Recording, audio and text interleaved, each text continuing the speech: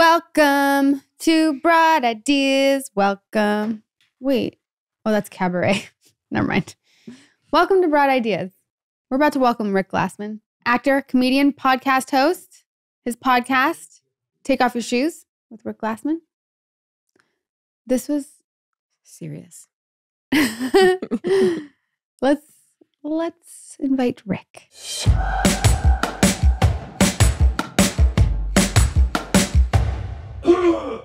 I really want that in. All right, give me a countdown from something from 10. All right, I'm in. That's going to be the opener. We like to guess people's height. We've never done this before. I say we like to. It's our first time. Okay. And we had a whole conversation about it, right? Yeah.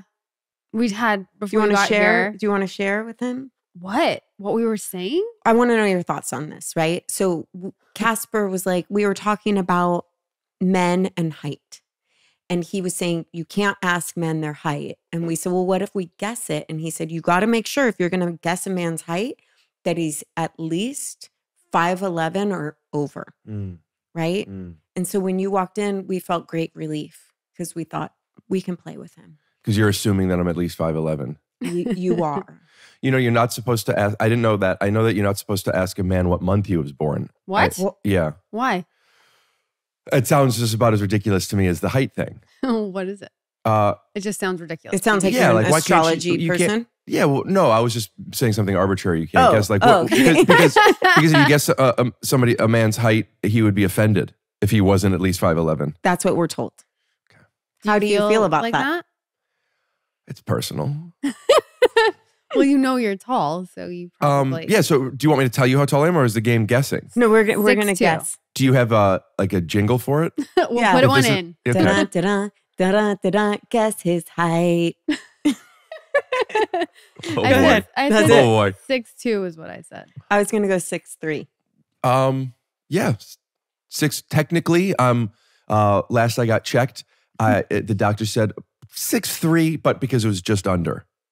Okay, so we're both right. Yeah, we're both right. You guys get to it. We do. Yeah. I really felt like it was 6'3", but like I knew you were going to say 6'3", so I purposely said 6'2". That's actually a really nice friend. I am. Yeah, thank you. Yeah, you gave me that one. I did give you that one. Thank you. We support each other. It's what we do here. It's part of our whole thing. I noticed that the Broad Ideas logo is very similar to the American Idol. Was that inspo? Is that a conscious choice? Rob loves American Idol. Yeah. Really? Are you joking? Oh, because I love American Idol. American Idol, actually, I used to watch all the time. And I don't know how old you are. I don't know if you're both probably too young for this. No, we're older than you. Now you have to guess our ages. Oh, yeah, No, we're okay with it. Okay. How old do you think we are? 49 and 53. I will never do that. I will never guess. That makes me like you so much more that you said that, though. No, I wouldn't guess because that's you not brought me into your home. You know, I'll guess your weight. Okay, do it. Do it. 126. No. Lower. And 139. You are welcome anytime. Okay, good. Okay. When are we starting? We're starting. Take out all of the weight stuff. Take out the weight stuff. Are you scared of getting canceled? And I'm 6'7". I'm 6'7". How is it? Are you afraid of being canceled? Am I afraid of it? I mean, there's so many things to be afraid of. That's not really high on the list. It's not something I'm wanting to happen. Right. But it's not something that like affects my decision making. Okay. You know, I try to, when I say really racist stuff, I try not to do it on camera. Right. You know, and then when I'm guessing weight, no, that's not something I think much about. That's good. I know I'm a comedian, and it was a topic of conversation on podcasts for a while, and still often is. And I find it to be a little bit of like, earlier on, I don't know if we were recording or not, but we were all talking about the weather, and that's fine. And weather is great. Love the weather. Love it. But like, there's a cliche to it. And I feel the same with like talking about that stuff. So I never really got into conversations for more so just like, I don't want to talk about it. Like, what are we doing? Yeah. You know? Yeah, I get it. I think we should talk more about American Idol because you were going there. Yeah. So when I was a kid, there was, you had to actually watch the commercials. And then something happened where it's called DVR. Now everything's streaming with you kids. But there was this thing where you could just skip He's through. younger than us.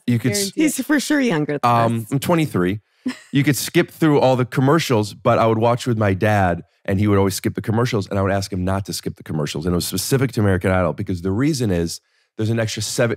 I want it to last the hour and a half, 2 hours. I want it to last the full thing. Okay. So when you would fast forward the commercials, it would end sooner. And that's when I started watching commercials. And now look at me. Yeah. So commercials are what did it for you. Oh yeah. Yeah. Can you recall any that stand out? Oh geez. I mean, I can make up commercials that I know of, but I can't remember any of them from specifically American Idol. It seems like it was pretty important to you. What was important was also I like taking breaks in things. Yeah. I take breaks in movies. What do you mean? Like at home, you'll pause it? Yeah. Like watching something crazy happens, press pause. Like if we're all watching together, it'd be like, it's fucking nuts. You know, or even by myself, I'll even get up and I'll just like kind of have that what's fucking nuts energy, you know, like I'll shake it off and like look in the fridge, like this is fun. Yeah. And I'll sit back down and I'll restart. I love a break. And that started from American Idol. It started with making things last longer Okay. I love and being that. okay with the breaks and checking in and like, I'll go pee. Yeah. I won't Yeah. press pause. I could always rewind now, but you know, you look at a snack. It's just little breaks. Yeah. This is really interesting to me. Sincerely interesting. Sincerely. Yeah. Because I won't watch things that have commercials. Like my husband will put on a movie that has commercials like on television. And I'm like, why? Let's just Right. stream it. Why are we doing this? What does he say? He'll just flip to another show during the commercial and then flip back and do. He enjoys it. He's fine with it. I have an analogy that I feel is going to be too long of a walk, and my instincts are drop it, but it feels It's like right. yeah. I think you do it. So you ever flipping through the channels, you're doing your thing, and then Yeah. Armageddon comes on from like you're like 25 minutes in, and like I'll watch this. If the TV didn't suggest it, like the radio didn't play this song, you wouldn't have watched it. But like, yeah, you know, like the animal crackers on the belly button, and it's like, what kind of world are we trying to save? Like, oh, I love this movie. So that to me is analogous to like if you want to buy this rug, I would go to Marshall Rug Gallery in Northeast Ohio. My dad has a rug store. Okay. But I'll send you guys a commercial. But if you know what you want, you just buy it online. But like if you're going to go into the store and you're going to ask questions and you're going to get help and they're going to like walk you through and you're going to be able to put it and size it, like not that one, and you're going through all this stuff, why not give them the business? That's how I feel about watching TV. They're suggesting things, they're making things. Listen, yeah, if I really wanted to see the opening of Armageddon, do you remember that movie well? I haven't seen it in a remember the while. song. Not well. I I mean, Well, I've seen it. Dave. Well, Hey, let me wait. say this. If you turn it on 25 minutes and you don't want to do that because you don't want to miss a thing. But Thank you. You're welcome. But like you could always turn it back on. But I don't know. I respect the suggestion, and that's my analogy. Yeah, that's what he does. Like, but to me, I'm like, if I didn't start a movie at the beginning, I don't want to watch it. What if it's something you'd already seen? Only like Stand By Me, Like things Dirty you know Dancing, really well. things I know so well that I'm But I'll just get in. sucked into things. Like if it's on and I've missed a bit, then I can get sucked in for sure. Mhm. Yeah, it has to be something I know really well. Okay, that's Yeah. fair. Yeah. You don't, yeah. And also this is again very cliche, but that's one of the differences between men and women. I agree. Women like to women are heavier. Yeah. And men, watch commercials. And men Yeah. watch commercials. I like to rewatch. I'm rewatching as of now Game of Thrones for the 4th time. What? Yeah. I've never seen it. Me neither. Once. Not gonna do what Not people gonna do. judge. You're not going to judge me? No, I'm not gonna. I get it. There's things I haven't seen, but What haven't Re- you seen that everybody's seen? could you give some suggestions of things that everybody has seen that you would imagine I would have seen? Game of Thrones, Saw House it. of Cards, Haven't seen Mad it. Men? Mad Men. I haven't Watched the seen first any of them. season because when I first moved here, I had an audition for it. So I bought the Blu-ray of the first season, Yeah. and I watched it like I was taking the LSAT. I'm like, okay, I think I get this. Study. I get it. Yeah. Get it. And you got the part. Breaking Bad. I've seen it multiple times. Okay, multiple times. Yeah, I rewatch a lot. I love that. Why? Just because it's soothing, or There's a safe space to being in the audience, but also knowing what's happening. Mhm. Also, when I watch something that I haven't seen, another reason I take breaks is because like I have to like figure out what it is that I was watching and like really digest it. So like I rewind a lot. Mhm. Same with my husband. Yeah. Interesting. Yeah. It's reminding me of my kid because she's always scared to watch things she hasn't seen before because she doesn't know what's going to happen or what's going to come. So I think Is it a fear or yeah? I think it's like an anxiety fear that she's worried she'll get scared or not, like what she sees. That's interesting. Mm-hmm. I never thought of it like that, and I don't think that's what it is, but I can. So shut up I'm just about like it. comparing you to my 8-year-old. But I do connect to that because I watched when I was younger, I watched Arachnophobia. Oh, yeah. And John Goodman. What's that? John Goodman. I don't even remember who's in it. He's in it. Yeah. A friend of mine just sent me a clip of John Goodman and Roseanne last night. He's rewatching Roseanne. Oh, really? But he must have not been as funny in Arachnophobia because I still look under the toilet seats before I go to the bathroom, and I got scared. And then I did that with Pet Sematary. Oh, that was a good one. Dude, Holy shit, did that fuck me up? That Yeah. fucked me. My friend in elementary school showed me that movie, and it has still fucked me up for Yeah? life. For life. Yeah. Are you ever? I'm not as scared as I used to be, but I'm not.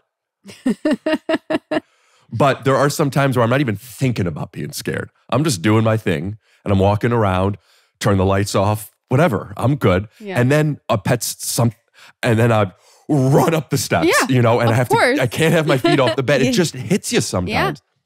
So I'm connecting. I'm wondering like, oh, is this going to scare me? I don't consciously think about that, but that was something like I can't watch something that I would not watch Pet Sematary today. I'm sure No if I chance. did, it doesn't hold up. No, but still, I couldn't do it. Mhm. Nope. That movie in particular, or did movies That movie scare? in particular. I could. That one. What's that? I could. You I could do watch it? Yeah. I like to be scared though. I like it. It's like spicy food. It's Yeah, like I I like want it. it, but like I don't want it to hurt me. Yeah. Do you remember Zelda? I think it was Zelda. The girl, when they opened the door and there was this girl like on her knees or something. I don't I In don't the know white that I dress? saw the movie. You never saw the movie? Zelda? No. I think that was in the Pet character's name in Pet Sematary. I thought you Sematary. meant the video game. I was like, I don't know what you're talking about. Yeah, no.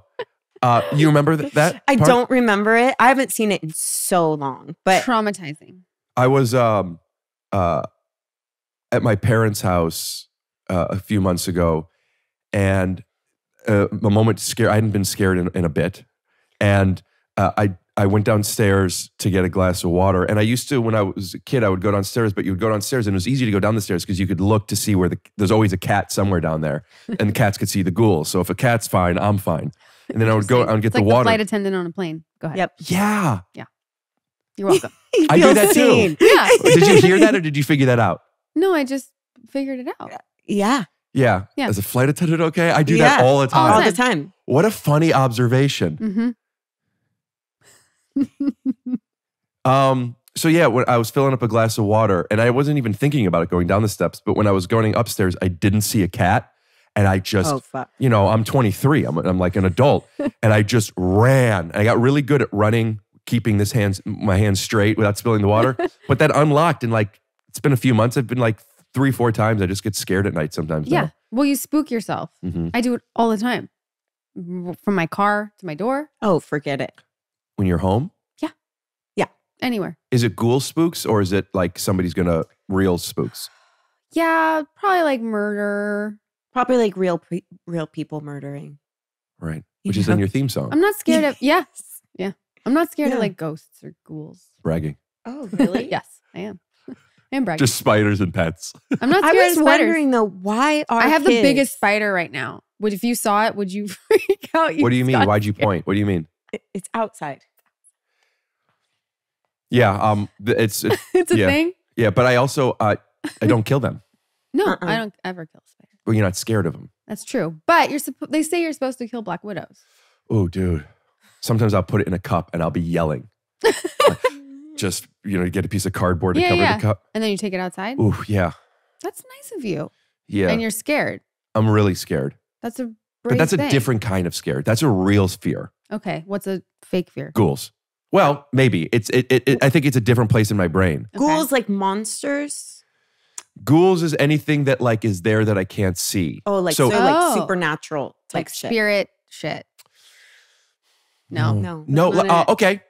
Right now, what happened when you said spider? Yeah. Like Rick, you're fine. Yeah. There's no threat in front of me. Right. But just even thinking about it. Yeah. Gives you the willies. Gives you the. Yeah. So that. Okay. So knowing that like I get a bed frame that is closed. right. So I don't have to think about when I'm sitting on my bed Oh. that something's going to grab me or. Oh. Closed. Interesting. A closed. Like, you mean like- Yeah, on like- the floor. Like You've seen it's not Taken. lifted. Yes. Got Yeah. it. Nobody could go under the bed. Interesting. And no if they- one can go under my bed. Now that I think about it. Is that a Thank you for challenge? that. No, but I'm actually that yours. You can. I asked my son to get he wanted water last night as he was going to sleep. And he's like, you need to get it for me. I'm too scared. I'm like, what are you scared of? And he's like, monsters. I'm like, there's no such thing as monsters. I'm going to turn the hall light on. You go. And you just hear him. Dart. Like he runs so fast and runs back at the speed of With light. no water left in the glass. No, he has Yeah, water. He was running into walls. Yeah. But I was thinking about it and I'm like, why are kids so scared? Like, what is Because that? of what they watch. No, but I don't think so. I could break this down for Please. you. Yeah, do. please do. Okay. You actually, you guys were talking, there was an episode, I think it was Ellie Kemper, I was listening about how she was saying how kids have no control. And like, that's why they throw tantrums and stuff. Fear and things you're afraid of oftentimes is something that you have accepted or not accepted. You believe that you can't control it. A monster is going to be able to take me and, do things to me, Eat you or eat me. Yeah. Yeah, I didn't know what I'm allowed to talk about, but You're allowed free- to you're say safe. anything. but some monsters do like really bad things. Yeah. Some humans that are you've monsters. experienced? No, I've heard, but like my people close to my life have experienced. And it's like you feel like you can't do anything about it. And like, how do I kill this monster? Mhm. Like, do you have to go for the eyes? What do you do? So my advice would be, instead of denying the reality of monsters, Mm-hmm. Mhm. is to say, you could say, I don't think maybe, who knows, or months, but like, I do know this, like, I know how to kill a monster. I like that. Yeah. I like that a lot. Like, hey, I'm gonna hip you to something. I'm gonna help you because I know how to kill a monster. I Mhm. like that. It's like punching a shark in the nose. I don't know if that works, but Right. it right. helps you It if the helps shark's coming your mentally. way. You're like, Yeah. I know what to do. Yeah, because I don't say ghosts aren't real because I don't know if I believe that. So instead, I'm like, I've been looking for ghosts my whole life. If you find one, please come get me because I would love to see it. Wait, you think ghosts might be real, but you don't believe in monsters, even in this business in LA? Yeah. We'll be right back. But what would you say, like, if you're like, and they ask you? Well, you find out what are they picturing? Oh, What monsters are you thinking of? Yeah. and then I'll tell you. Yeah. What type to of monster do do? you think? I mean, he draws them. He draws some pretty outlandish monsters with like multiple eyeballs and multiple weak horns and- spots. Multiple weak spots. Mhm. Ooh. Look how you're spinning this. Yeah, this is fucking correct. And you don't have kids. Well, I don't think. I don't Have you think done so. 23andMe? Yeah, I just talked about this on a podcast recently, and I looked up it recently because this was years ago I did it, and a first cousin, like, oh my gosh, we have so many people in common. That first cousin, I want to make a connection. Her dad was your dad's writing partner. What? Paul DeMeo. Paul, wait Yeah. a minute. Are you talking to Miranda or Annabella? Miranda. Wait, are you guys actually related? Miranda's mom is my dad's sister, Lauren. Lauren. Yeah. What? Wait. I don't Are get to you say guys this much. It's related? small world. Oh my God, wait, that's so crazy. Yeah. Well, Paul, yeah, obviously, I know them all extremely well. I've heard of, their whole and lives. I've known of you for years. That's so weird. yeah. Why didn't you tell me that in the beginning? I knew it was going to come up. Okay. And then That's fair. you were like, What a you're like, guess perfect- my weight, you fuck. And I'm like, all right. I'm not going to talk about my uncle at the moment, who, we miss and love very much. But like, you know. Wait, I'm dying. Wait, do you know my dad? Uh-huh. You do? Yeah. Not very Your well. last name is Lauren's last name. Yeah. This is all making sense. I have actually had your dad on my podcast years ago. What? Yeah. Oh my God, that's so funny. And did Miranda or Annabelle? I think Miranda and someone wrote like a treatment and a thing. Yeah, I know that they were writing something. I don't know where it stands at the moment. They sent it to me. I feel like I read it. It was a while ago though. Well, let's read it out. Let's do it. Let's break it Let's out. just have a Let's do it right now. reading. Just do a whole bunch of characters. Wait, that's so Let's do a live that's reading. like crazy.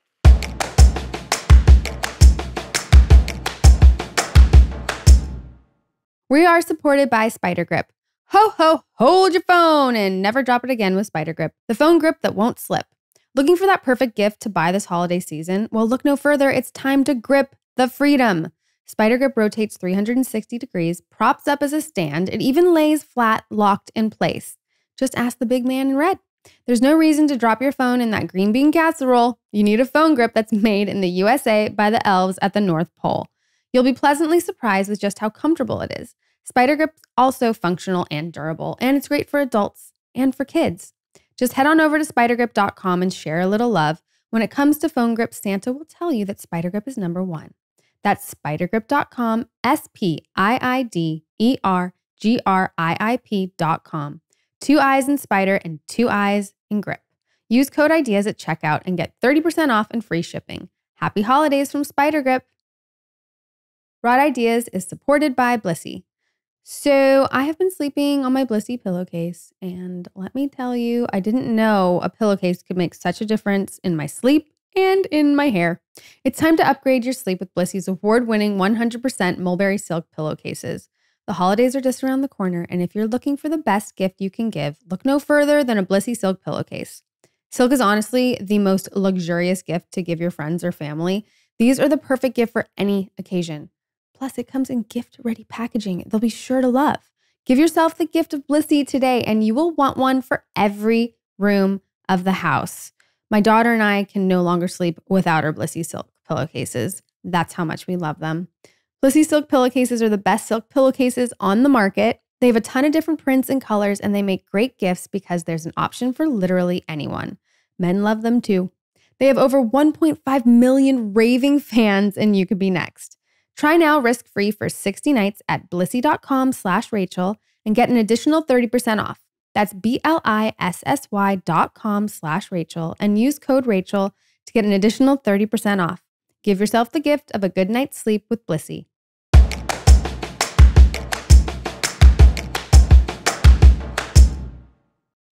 The first pitch I ever did, and I haven't done many, but like it was, I say that because it's like, I have no experience with this. It was, let's say 10 years ago, I was 13 and it went to Comedy Central and I wrote with a friend of mine this script and I had really great energy and I was going in and like, we're doing this thing. And then there was just a moment of nobody talking. And I hadn't really had enough experience of a downbeat, I guess. And I just went into I got cold and I didn't know what to say. So I said, why don't we just read it? And nobody said no. Dude, it was, and like, God. And you know, it was like probably, I don't know, 28 pages or something. No.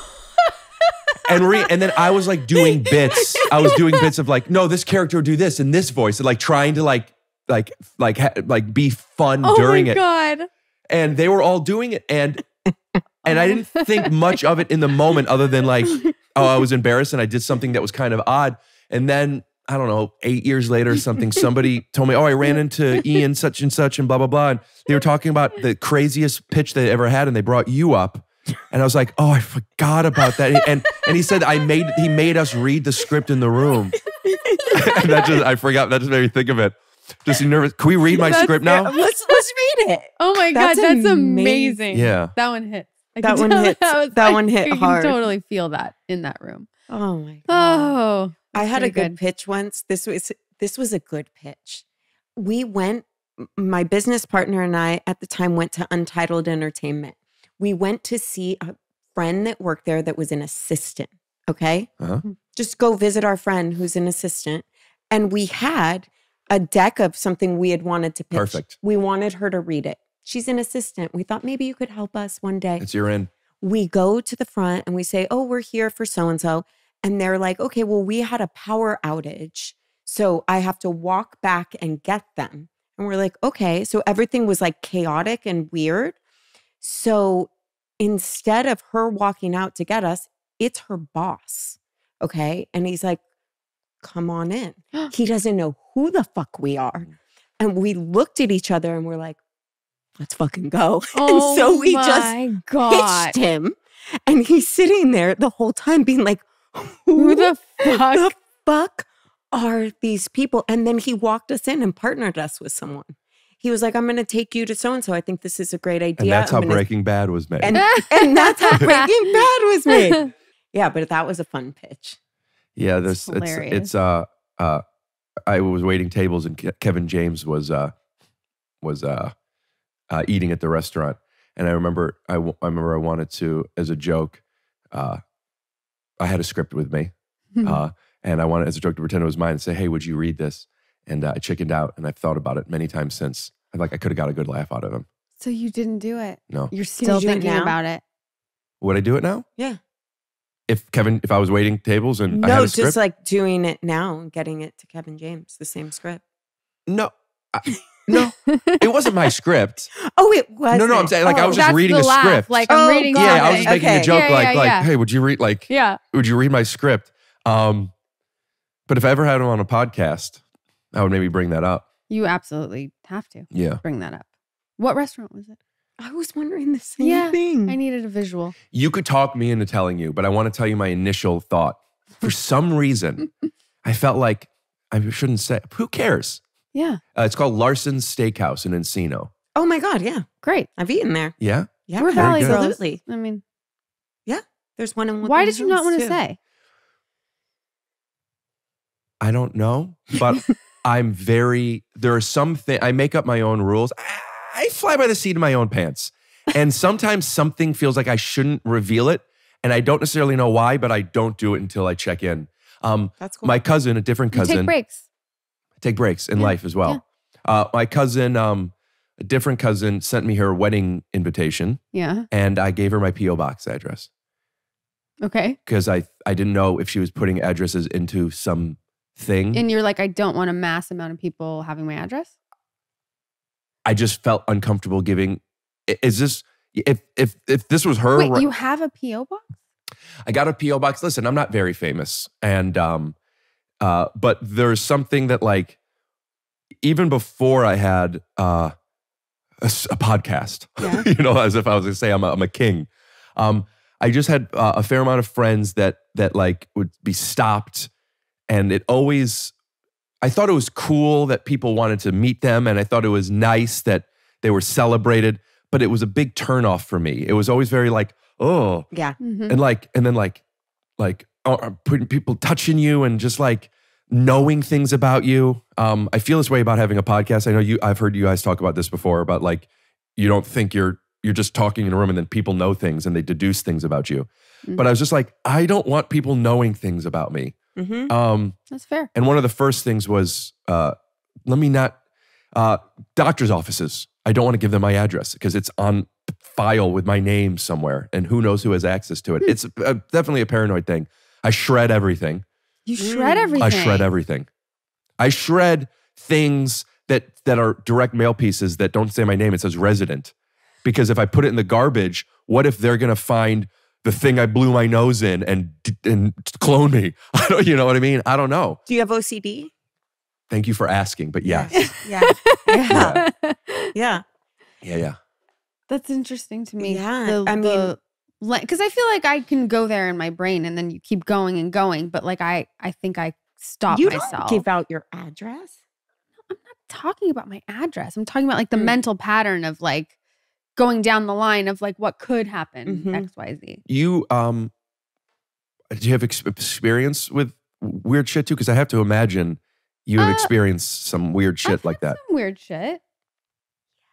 Do we not want to open the door? I won't say specifically about like one weird thing, but like definitely weird things. Like I got sent a Nintendo Switch randomly. I mean, as yeah, a I wouldn't put that present. at the top of the list of something bad. I didn't say bad. People have Gotcha. her face tattooed on their body. Yeah, that's if that wild. gives you any indication of the kind of things. I haven't met those people. You've No, seen I know pics? you haven't, but I'm just saying like that's just a tip of the iceberg. Like A friend of mine has multiple tattoos of Jaden Smith on him from a prank. Like one of them on his thigh, no joke, it's this big. That's amazing. It's wild. So I'm just saying, and he's a great guy. But that's Right. I'm not so saying it could it's be a bad prank. person, They're but, like, all pranks. there's Like been they some lost a things. bet and they had to get my Mhm. face tattooed. Definitely is. That's, I'm What not happened? saying that's what it is. I'm sure they wanted to get your face. No, I'm just no, saying, no, you never know. no, You never know. I think that's absolutely what happened. When you see that, does that flatter you or weird you out? It doesn't. I don't know. I don't think it weirds me. It's interesting. Did you like the picture? It's been a while since I've seen it. there's multiple, Yeah. That's a wild thing. right? I just don't know like the commitment people have to like that kind of stuff, you know? Yeah. Like I don't know in 40 or whatever that's what you have on your body is still gonna Yeah. just cover it, I guess. Turn it into something else. Yeah. You could always tattoo over it with something else. Yeah. A different picture of you. It's probably a different picture of me. Sometimes Probably what's with happened. stand up, they make flyers and they just Google search you and they take a picture. Excuse- Are you guys okay with burping? Burping. Love it. Excuse We me, love I'm it. sorry. We're okay Yeah. with all things. No, we're good. And there are some, I feel like everybody has, there's some pictures online where they go like, that's not my favorite picture. Mm-hmm. But that tends to be used a lot in the Mhm. flyers. Like, I don't like that picture, but you pick and choose. Where you'd be like, hey, can we take that picture down?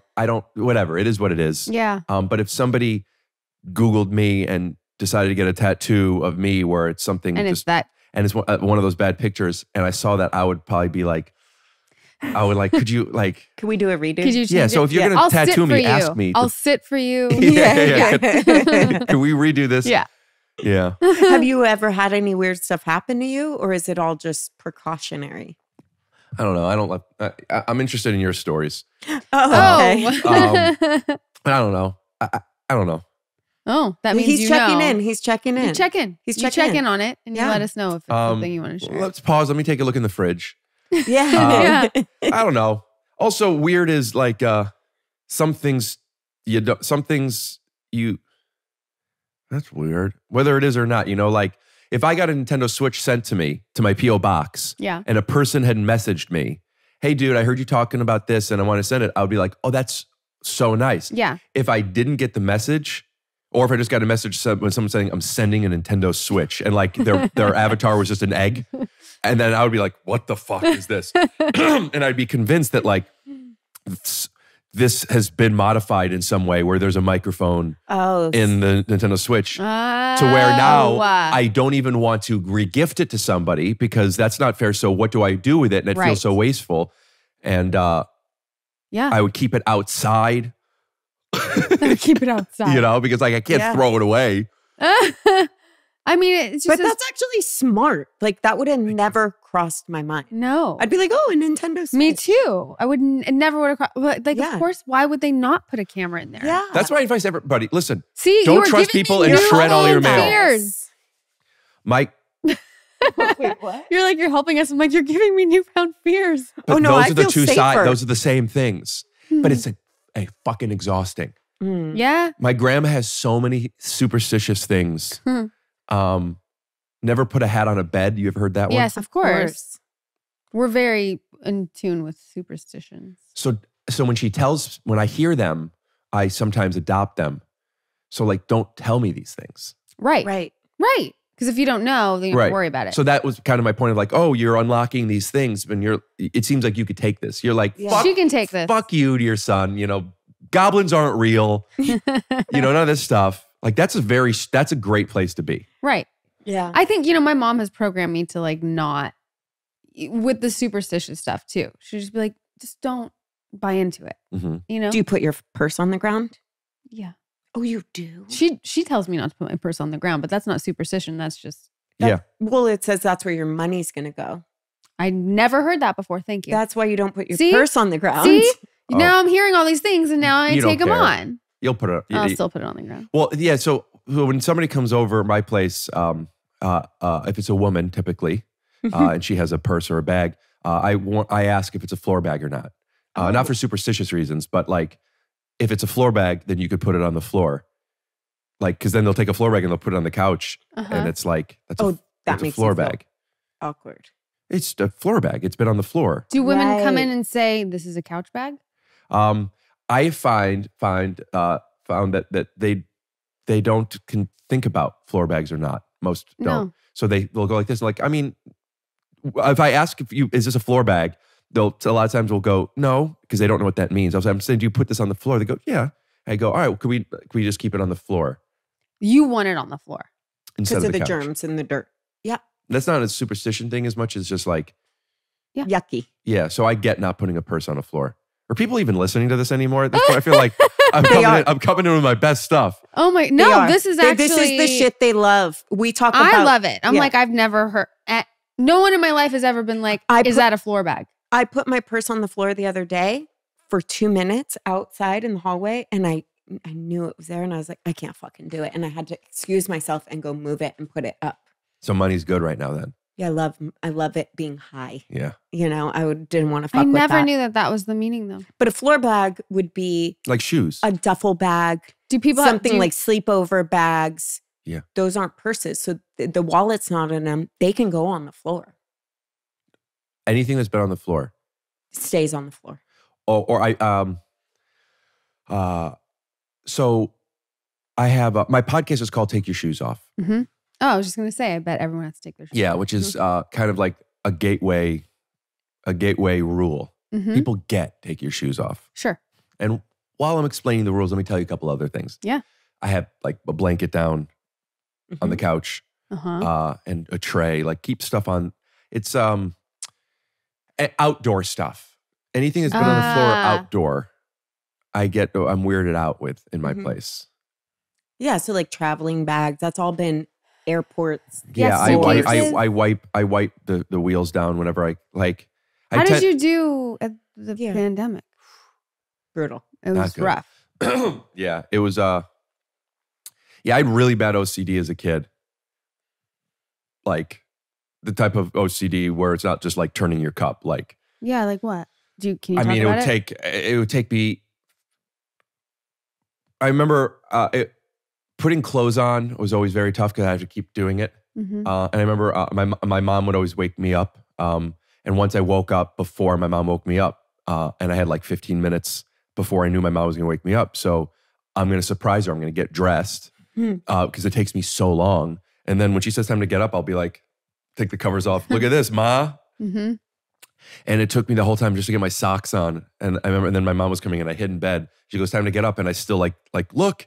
And I showed her that I had my socks on. And my mom didn't know that it took me this long to do this stuff. I hadn't told her.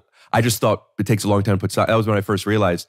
And she goes, what? And I go, I got my socks on. And I confessed to her how long it took. And that was the first time I realized, it doesn't take people that long. I would just. You remember that moment? Yeah, I remember when I found out that not everybody does that stuff. How old were you? I don't know, but like around 5th grade, probably. Okay. So that was a little bit older. Yeah. Yeah, because it wasn't always like it manifests in different things. Yeah. And then like the socks thing was a couple years. I used to do a lot of twitches and have to touch stuff and do stuff. Mm-hmm. I remember one was I would have to hop all the time. And people would like call me out for it. So I found a trick and I told my grandma and I said, I found a good way of hopping. And she didn't even know that I hopped. And and I said, whenever I need to, I just could get out of a conversation. And I'll see you later. And you hop your way out. And she said, I want to hop my way out. She said, why hop at all? And I was like, that's another one. Oh, so all of these things. So does it translate? Because this is very, like, I just want to talk, if you're okay to talk about it. But like, does it translate into like germ stuff? Like if you're hooking up with someone, like, are you OCD about kissing or, you know, being physical with someone? Like does it translate into that? Good question. Thank you. So yes to germs, but it's not as logical as germs. During the COVID, I could talk about how that translated in a second, but like hooking up with somebody, no. I mean, like, I mean, other than being safe, like the classic way, like make sure she doesn't have any weapons when you're fucking her. But like, that's so classic.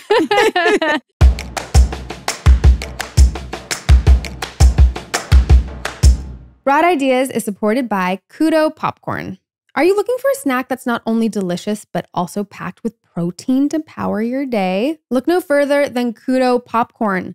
Kudo Popcorn's revolutionary cooking method allows each bag of popcorn to have 10 grams of whey protein isolate in every bag while still tasting absolutely delicious.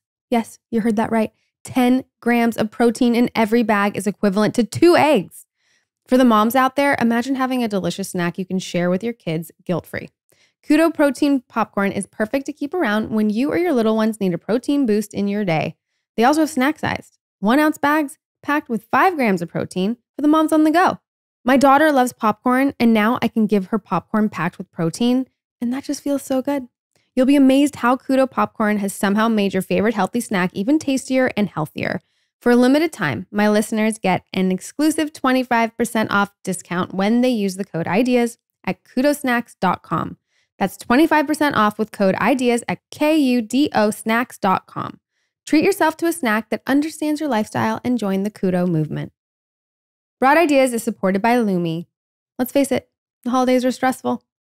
Under our reindeer sweaters, we're stress sweating about gifts, cooking, and whatever that one opinionated uncle is about to say next. Luckily, no matter how stressful it gets, we can all still smell incredible with Lumi. Lumi is a game-changing whole-body deodorant designed by an OBGYN to work not only on pits, but also feet, privates, and beyond.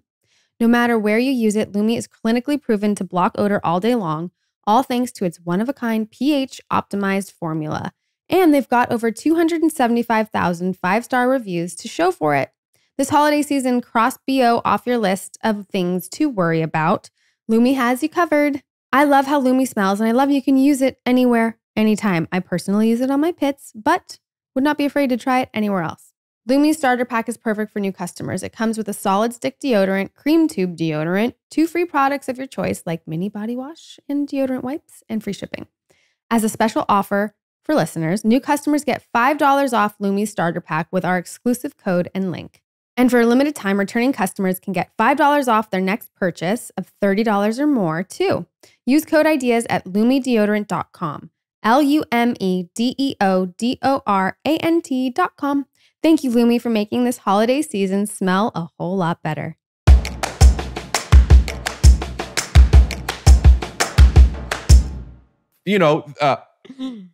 There has been a time I remember where, I'm actually catching myself now for multiple reasons. One, I don't know you. 2, I'm in a loving relationship, and a part of me feels like I've told this on a podcast once before, but something about it feels dirty to me. No pun intended.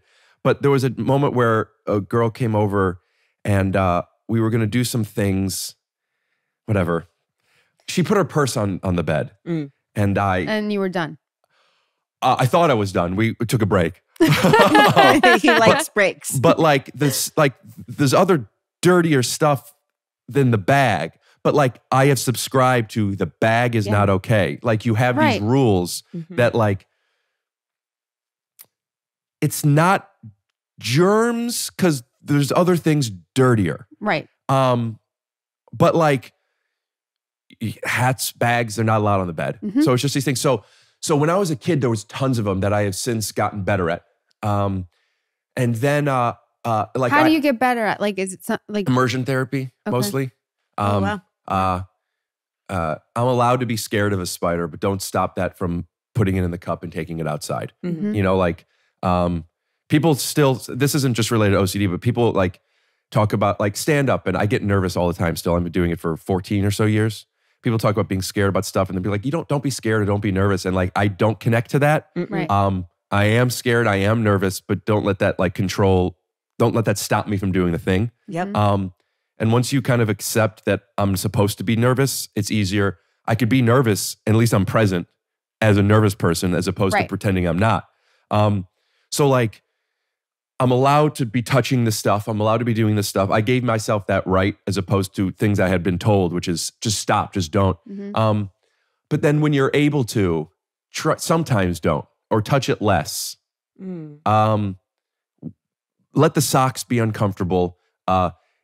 eat without washing your hands. One of the things I would do is, I understand why you should wash your hands, but it was getting to a point where it was ridiculous. So I was at a restaurant and I'm like, I'm not going to wash my hands. So I would eat the food and then I would not eat the part that I touched. So I would eat down to where but like it just made things easier. Yeah. Steps. So for years I was like having a conversation with myself, Rick, it's fine. Everything is fine. You don't have to do this. And then COVID happened, and then like the CDC and everyone was saying, no, you were right, Rick. You're not supposed to do this. And I got so confused. And like, who do I listen to? Do I listen to Kid Rick or Adult Rick? And I just regressed to everything. And it was just, and I was taking on all the things that they were suggesting. I was getting my food, my groceries delivered, and I was washing everything. I was in soap and water. I'm washing bags of chips. Right. You too? Oh yeah, massively. I would let them sit outside for 3 days, then wash them down before I even brought them in the house. Next level. It was really taxing. And then I was having panic attacks, and then I would have panic attacks when I had my frozen food come. So I'd be crying, washing my popsicles, and like, but that you know, like I didn't leave for maybe a year and a half. It wasn't just that month of thing. And I did my podcast when your dad came on. He did it. It was during this time. I'm inside. All my guests are outside on a balcony, windows closed, wires going around. You can't hear anybody without headphones. Right. I had guests that I told beforehand, but like, you can't use my bathroom. And they had to climb up and down a balcony. And like, I had Sosie Bacon was on. I don't know if you know who that is, but I feel like we love her. Yeah. She's amazing. And she had to pee, and she climbed down the balcony and peed, and like you make a joke out of it.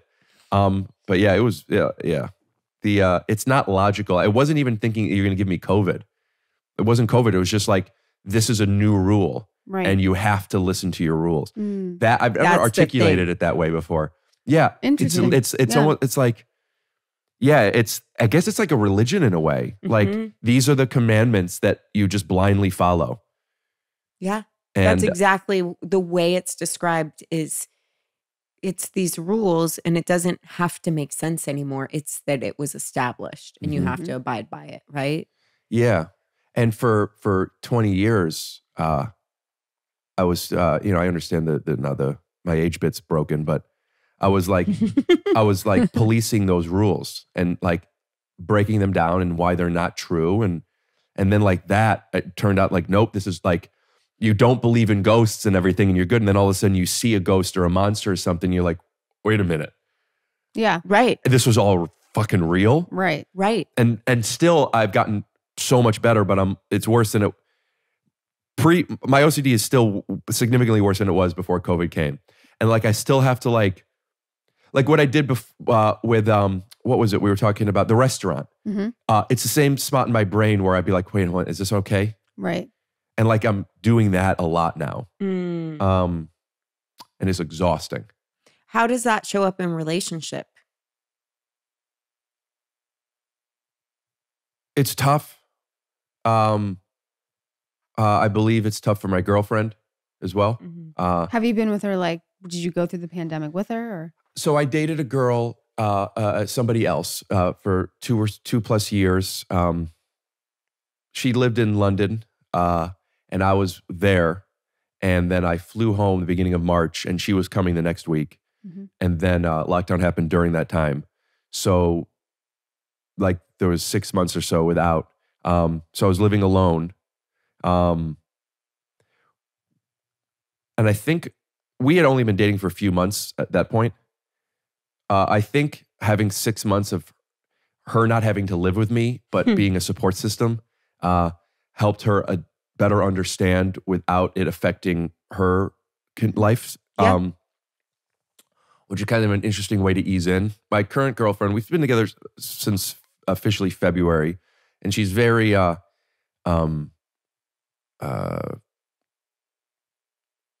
guess, understanding of it. But like, I don't know. I just like I'm trying to censor, like giving examples. So nothing bad. Nothing bad. I'm just like, there's a moment here where it's like, oh, how much of my personal life do I want to get into? But like, I know that like I challenge her in ways that I appreciate her willingness to be to Right. take that on. Mhm. Do you live together? No. Okay. No. Long distance. Oh.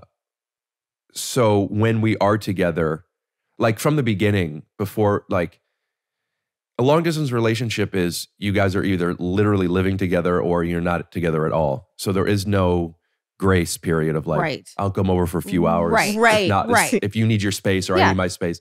So you kind of force in this situation where like, so she comes over and we get it now. We're kind of in a pocket, but like when things were new, she would still like be staying at my place. And I have, these are now my pants and my shirt. These are outdoor pants and shirts, but they're not necessarily needing to be washed every time. Mm-hmm. But when I get home, I need to take these off and I Right. keep them with my outdoor stuff. Which means if I'm going to go get a coffee and sit down, like I'll have to think like, if I sit down, now these shorts are outdoor shorts. She doesn't think about that, but now I have to. Yeah. Now her you're know like, those are your out. You're like, but babe, Those those are are your outdoor outdoor. clothes. Yeah. Right. And I try my best to not saying what you said was condescending, but almost in a way like it. Those are outdoor shorts now. It's like okay, like it's manipulative. It's controlling. Mm. I'm telling her. I'm not asking her how to help me be safe. I'm telling her what I need. Mhm. And Right. that's appropriate and necessary in a relationship. But, pick your needs because Right.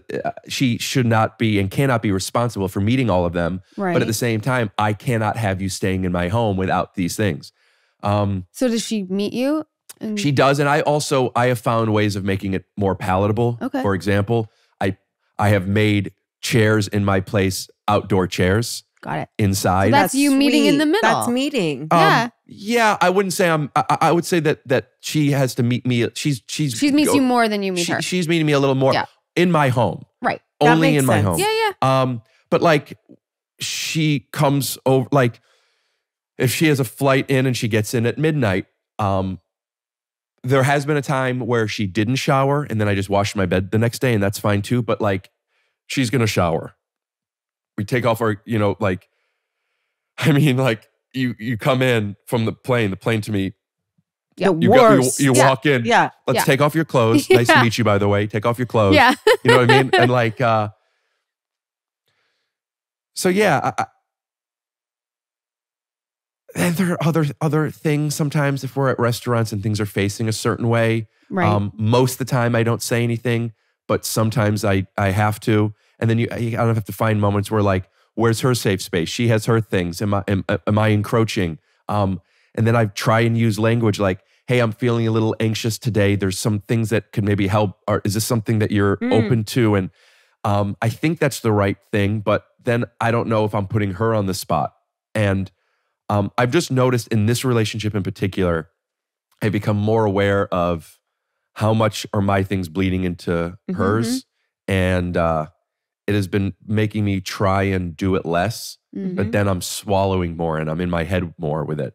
And it's just an unusual obstacle in a relationship where it's like some people, it's about like, what religion are we going to raise the kids? And where would you like to live? And mine is like, what kind of pants are we going to be wearing today? And it's just, it's probably a bit exhausting. But that's you, right? That's your truth. That's your It's life. me as a 2020 and it's me as a kid.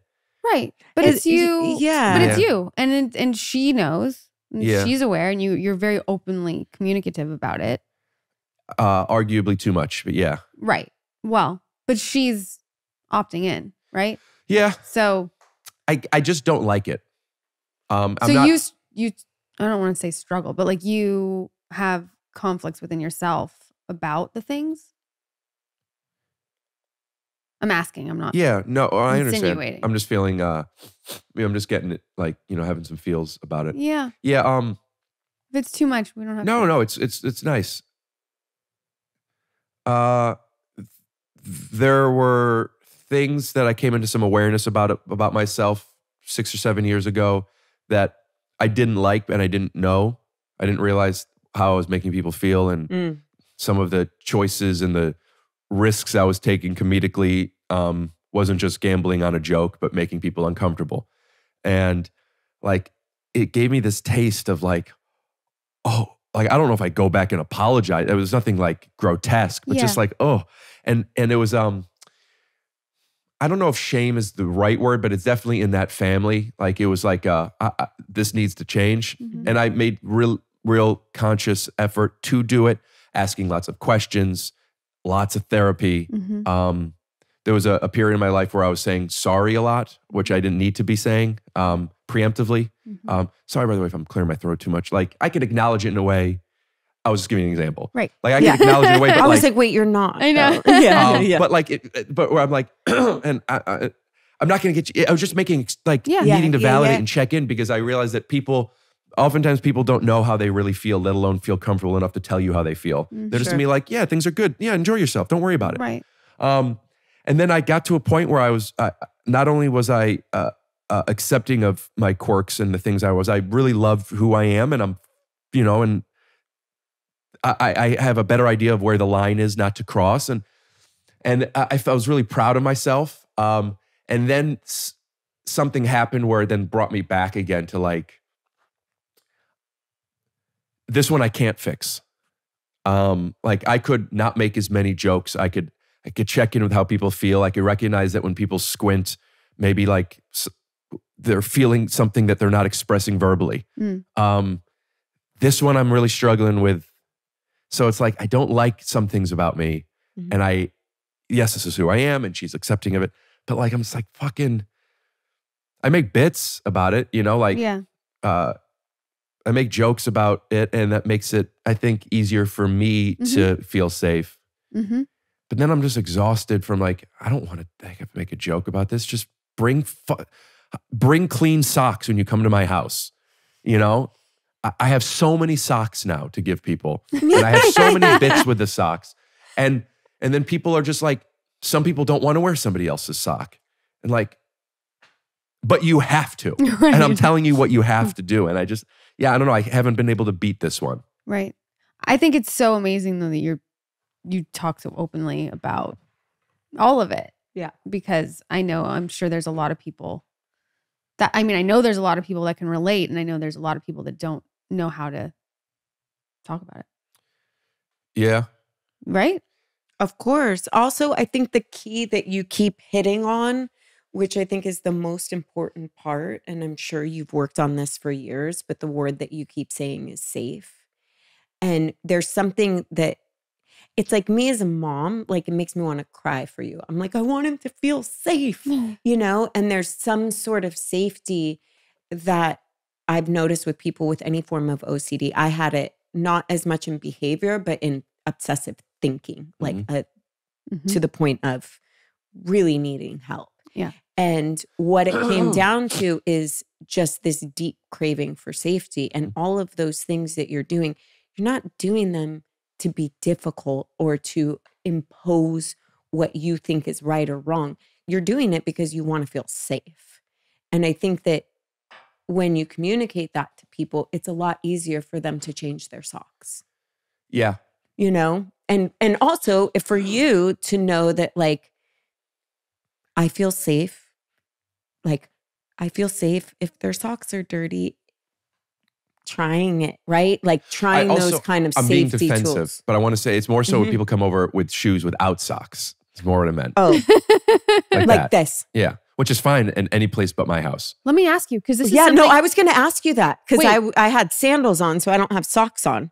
Does that make you feel uncomfortable? No. Bare feet, nothing is wrong or makes me, when I leave my house, the OCD is real small. Like I've like kind of packaged it. Oh, it's just in your home. It's not just in my home, but it's significantly different. Got it. Like I will play in the dirt. I say that metaphorically and literally. Like that's all great. But then when I go home, everything's being changed. I'm showering. I'm cleaning my glasses. Right. Like there's a lot to do. So a lot of times I have difficulty leaving my house because of what that means when I have to come back in. Is it worth going to this little thing and then have to do 45 minutes? But yeah, it's really just in my home. And that's where I podcast, and that's where I meet and get to know most people. So people know me where I am like, and I'm selling myself. What's the name of your podcast? Yeah. Right. Oh, how do you feel about this? Because this is something that creeps me out. When you're at the airport and you got to go through security. TSA pre-check, you don't have to take your shoes off. I don't fucking have it. I know. You're a celebrity. You're a celebrity. You've had people sending you Nintendo Switches. Yeah. You have tattoos of you on your face. I don't exactly. get shit Or of your done. face. I need it. Okay. But all the people in their bare feet and they're walking and it grosses me out. Yeah. So what I would do is have my security socks and then change them after. Right. Because once you put those in your shoes, now your shoes are fucked. Right. But I got TSA pre-check, and that That's was smart. that was Part that of was it? what. Well, that was. There's much more conveniences, but the reason I did it was because of that. I didn't want to take my shoes off. Yeah. I can relate. Also, when I fly, I want to take my shoes off. I will get a blanket and put it down on the ground, so I'm standing on the blanket. Oh. Because otherwise, I feel like, well, what happens when I go home and I have my socks on? Right. And as much as that may make sense to some people and may not to other, the taxing part of that is how many of those things I kind of just realize constantly. And then when I have, like when I'm traveling with my girlfriend or even when we're just together in the same place, like, hey, I just came up with another fucking thing we got to do. Could we get a phone soap so when we go home, do you guys know about phone soap? No, The thing that you put in the box. We're running Shark Tank. Yeah. Yeah. I don't know if it works. Someone but got it. What peace is of mind. it? I have it. It's this box that you put your phone and And keys it's or whatever in. supposedly And like blue light, yeah, whatever. it's ultraviolet light, like that. Oh, ultraviolet, yeah. 10 minutes, it gets rid of the germs. All germs. I don't know if it does, and it doesn't matter to me because I've decided you do that, you're fine. Right. Right. But it's a mental thing too. It's all what's in your head. All of it. Yeah. I do the headrest thing. Like, I don't want to go to the movie theaters because I don't want to put my head on the back of the chair. So I have things. Oh, yeah. So what do you do? Do you not go to movies? I- I don't go to movies, but on an airplane, I have a hood or a scarf. But lately, I'm like, I got to use up a little and I'll have very high, antibacterial wipes. And I do that first. Everywhere. Does this get in your way? No. What I don't happens think if you so. don't use your hood? Do you have to? I don't have it where I'm totally not okay if, those things don't have. I mean, I'd be pretty grossed out if I didn't have a wipe, at least on a plane. Do you wipe everything? On the plane? Yeah. Always have, even before COVID. So I'd like to make a suggestion to those that might want to adopt this. Yeah. This was a very, very big one for me. One of the biggest ones. And it started with after COVID, after a while, I finally started going back and doing stand-up. But after masks were already, people weren't caring. I'm still wearing a mask. Until I got on the stage, I had wipes with me. I would wipe the microphone down, which forced me to have my opening bit be about OCD. Mm-hmm. Just to acknowledge what they're seeing. Mm-hmm. I didn't like that. I didn't want that to be my opening bit. And I didn't like that this thing was controlling my act. So as a challenge, I'm like, out loud, I'm saying, Rick, you're fine, buddy. We're going to wash our hands. I've referred that when I talk to me, I say we. And we're going to wash our hands after. And it's going to suck. And it's going to be fine. But let's just see what it's like to do your act this way. And I did it. And it was like a level was unlocked. Sometimes you have to keep doing stuff. This was one thing. I did it. And I just didn't care. Mm-hmm. And then I wasn't wiping microphones down anymore. And then you got COVID. no, I had it before then, incidentally. But so I'm going on planes and I'm doing this and I'm wiping everything, everything, belt buckles, multiple things. And then I did it, and then I was able to get the seat that I wanted. So I had to go do this, and I ran out of. I didn't have enough stuff, so I had to ask people for things. And I'm wiping down. And I was like, don't do this anymore. And the next time I said that same thing, Rick, just don't wipe. I didn't wipe anything down. Wow. And I haven't wiped anything down since. One time I didn't wipe anything down, and it really like rewired me or whatever the science is to that. It wasn't even a gradual thing. I just didn't wipe it down, and I didn't love it, but whatever. I burned all my clothes. You were okay. But yeah, and I haven't. I purposely. Like, that's not true. When we're eating, I wipe the tray down. That's it. What tray? You mean at your house? No, I'm sorry, no, on a in plane. the plane. Oh. On a plane. For a second, I'm like, what restaurants are you at? No, on a plane. But like, not doing the thing, I can't do that in my house. But out of the house, I Right. found that not doing You're something. adapting. Yeah. Yeah. Yeah. That makes sense. Man, I know I talk a lot. I know I do. But I'm just becoming pretty self-conscious of like, I'm just fucking talking here. No, what do you mean? What do you mean? We're asking you First questions. of all, we're asking you to talk. We're asking Right. you questions. We're asking you You're the here questions. to talk. Yeah. And Okay. you're answering them. And this is like, I mean, we could honestly talk about this all day long because these are the kind of things we care more about than anything is mental health and helping people feel a little bit less alone in anything that they may be going through. So you could have come here and talked about anything else and it wouldn't probably have interested us as much as this. Okay. Yeah. It's the truth. Yeah. When I came into some awareness, it was mostly about like doing bits and being loud and people not knowing if I'm joking or serious or not. And I'm kind of checking with myself with like, I'm talking too much. Like, I think talking about this kind of stuff and being reminded about how I don't know how people receive me is kind of like, oh, am I doing too much? And I know people do that. I know I've noticed that women tend to, more than men, tend to apologize a lot. Yeah. For sure. And I like feel like I have a kind of, what are you sorry for? It's like, oh, I think I get it. I don't think they're sorry. I think they think that you're supposed, you think you need to draw attention to what you're assuming somebody might be thinking about you. Is that fair? Yeah. Like, Yeah. Yeah. I said to an now ex, I remember she bumped into somebody, someone bumped into her, whatever. But like, it wasn't her fault. And she said, sorry. And I remember thinking like, are you? I asked. And she goes, well, I just wanted to be polite. I go, and I suggested, try saying, excuse me, instead of sorry. Right. It's like, you could acknowledge a thing without necessarily taking on shame or guilt about it. And I'm just now realizing, oh, I have that in a different way. Mm-hmm. But you both said yes when I said having to say sorry, and I'd love to hear your thoughts on what you connected to with that. I was just thinking about this, and I don't know. I think I was apologizing for something, and I'm like, why am I always saying sorry? I'm not sorry. Right. It's just we use it as for everything, and I'm like, I was consciously aware and like, I want to change this. Yes. I want to stop apologizing. And it was even like back when I first started, there was another actor, Peter Gallagher, said to me, because like after The watermelon guy? The watermelon guy? That was a Gallagher joke. I'm sorry. Oh, Gallagher. Oh, yeah. He said, because I would always be like, sorry, sorry. And he'd be like, you never apologize. And I was like, oh. Unless you have something to apologize for. No, I just never Never. apologize. Yeah, shut up for a second. Yeah. Sorry. It's something about feeling the need to take accountability, but it's not your need. It's a projected need that we've either learned or want people to believe.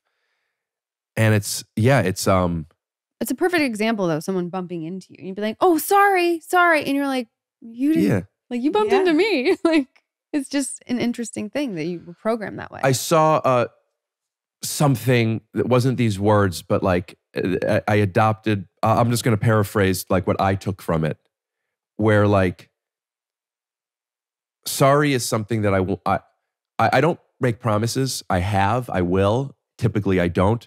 I don't say LOL unless I really laughed out loud. Like there's some things where like they mean something, you know? And sorry is one of them. And there's things I saw where like if you're not, instead of, this isn't what I saw, but this is what I took out of it. What something I don't like about sorry is when I'm not, it forces the other person to be in a position to forgive me where I don't need to be forgiven. It's also a bit of a burden for them, as opposed to thanking them for something that then they get, instead of saying, sorry, I've been talking so much, to say, hey, thank you for giving me the space to talk. That's a great shift. Right. That one I like a lot. Yeah. Because you did that earlier. You were like, oh, am I talking too much? That's where I was like, oh, stop doing that, but also stop talking so much. But this is fun, and I don't know you, and the coffee is kicking in, and you're talk. Here for it. You're here to talk. Yeah, my mom apologizes to the couch when she bumps into it. Literally. As a joke? No. She's so apologetic, and I've watched her, and I've been like, I need to make sure to be more sacred with my apologies. And in our house, we have a rule. You don't say you're sorry unless you're willing to change a behavior or an action. So like, I'm not going to just say I'm sorry a bunch of times and keep doing the same thing. Right. And so that's... Well, you have like you say I'm sorry and what I'll do better next time type of thing? Yeah. How could I have handled that different? How old are your kids? 7. He's going to be 8 and 4. It's he's more 8 for my October, husband. right? October No. 8th? Yeah. He's October 8th? No, he's when is his birthday? September 28th. Oh. Yeah. Sometimes I get it right and people are impressed. I was like, where did you go? Because you said almost. And I'm like, instead of just like he's about to be. Anyway, at that age, he knows how to do that? We're trying to model it for him first, that we're not just going to do things and say sorry, but that when we have an apology, it's an actual amends, right? That means I'm going to amend the behavior. I'm real going to do accountability. something different. And I try really hard not to say I'm sorry, but it's so natural. Oh, I'm sorry. Oh, I'm sorry. Like, it's just so ingrained. I think in women, especially like you were saying, just it's like a form of being polite, but it's really not. I think it's a form of being submissive more than polite. That's what it is. Yeah. And I like to be submissive. Mm-hmm. You know what? 118 pounds.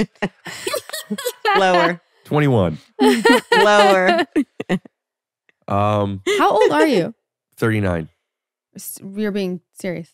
Yeah. Yeah, today. What? Mm-hmm. Today's your birthday? No, just I'm 39 today. Oh, okay. I was like, it's a little birthday bit I have. No, I'm 39 today. When is your birthday? July. Okay. July what? None of your business. See? Don't ask what month. I got the month. Yeah. Needing to submit is an interesting tangible difference that I've noticed between men and women. Mm-hmm. Yeah. Like men unwilling to submit, where it's just like you don't have to control everything, right? And women being like, like whatever you want, baby, where they're supposed to be. And but then you start like submitting to things that you shouldn't. Or you start being like, or the opposite is putting your foot down and not being willing to apologize or take accountability. Like both ends of those things. Yeah. It's almost it's instinctual, and that's why you got to take fucking breaks and think about like fucking breaks. I love that though. I think that's such a big takeaway for me is like taking breaks. But even when you gave the example of a movie or whatever, but if you're just checking in with yourself, I think I know I could use that a lot because like I definitely sometimes just go without thinking it through properly, gets me in trouble. But just check in. Well, is this an example you can't say online or something? No. Because you guys just shared a moment in something that just because she knows that I say a lot of things get me in trouble. But it's important to check in with yourself, and I think that's such an important message.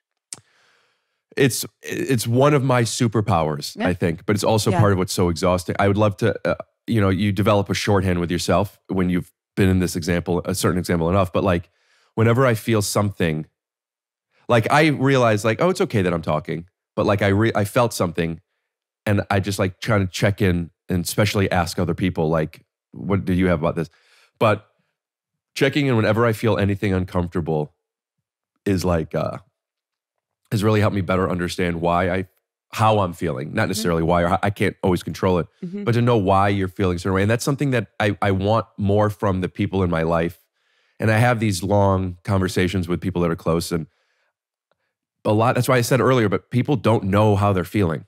If you ask them, they might check in and be like, I'm all right, or I'm a little anxious, but like you don't really know. So like,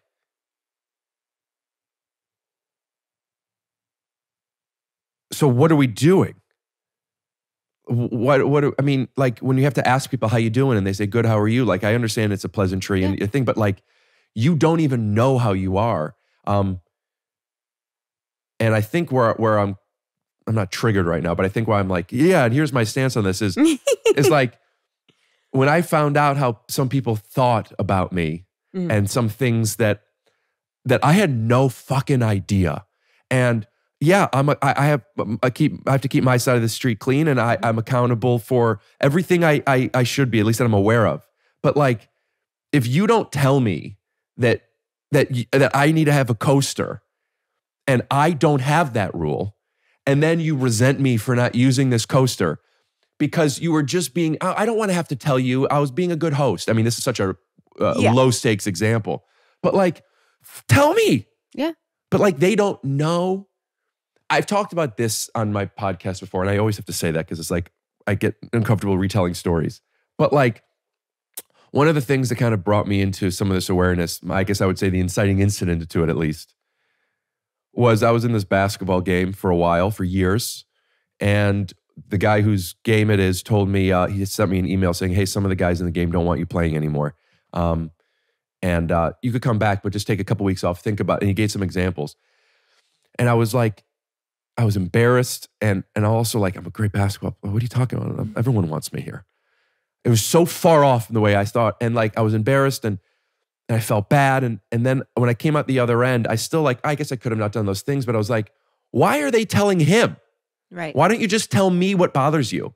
Right. I would at least then have the choice to say, okay, let me change, or fuck off and I'll be the asshole. People don't tell you how they're feeling Right. because either they don't know and or they don't want the confrontation. But so many people will build resentment either toward a person, themselves, a situation. And I have, in a way, not taken on the role, but realized if I want the best out of my relationships, I'm going to have to lead in trying to see how other people feel. And then that's been an interesting thing to navigate where like, am I interrogating my girlfriend? Or am I just like trying to understand her better? Or am I trying to make her understand her better from a point of view that isn't my choice and maybe she does? And like, that's kind of my, where I'm at the moment, where I'm not understanding how other people don't check in with themselves. Do you tell other people how they make you feel? Like in that example, if you were on the basketball team and someone, you would. How would you do that in a way that feels right for you? If bare feet weirded me out, I would both recognize that that's my thing, not yours, but this is something I would need. And I would probably say, something like, if you need to do that, that's fine. I'm weirded out by feet. Would you mind putting on socks? Like I would just ask the thing. Yeah. You're just very forward with it all. But do you think that there's something fundamentally different? I think it reminds me of my husband because a lot of the things you're explaining remind me of him.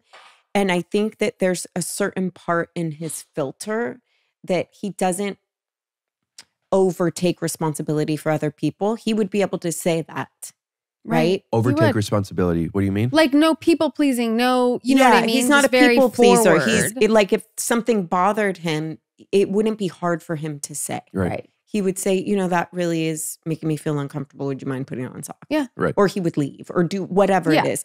Whereas Rachel and I would never say a word. Probably never say a word, right? That's I'm not diagnosing. It's an observation. Take it or leave it. Female versus male. Excuse me. It does strike me as a more feminine trait. Yeah. Yeah.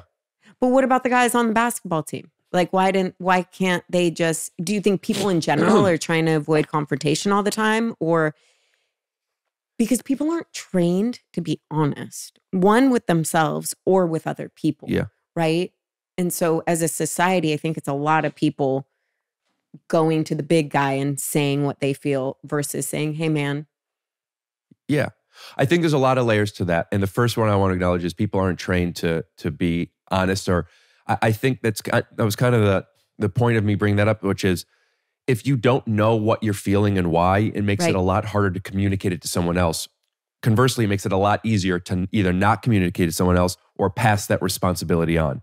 I think if people better understood why I was bothering them and what specifically was bothering them, instead of just letting themselves believe it was just a judgment they're passing on me and not taking any accountability of, it makes me feel this when you do this thing, then they have no responsibility in it. And I have now become, for better or worse, the bad guy. And it's fuck that guy.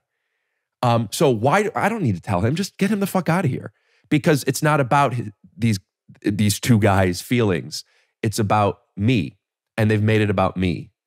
Or you made it about your obstacle, which is fair and an easy shorthand.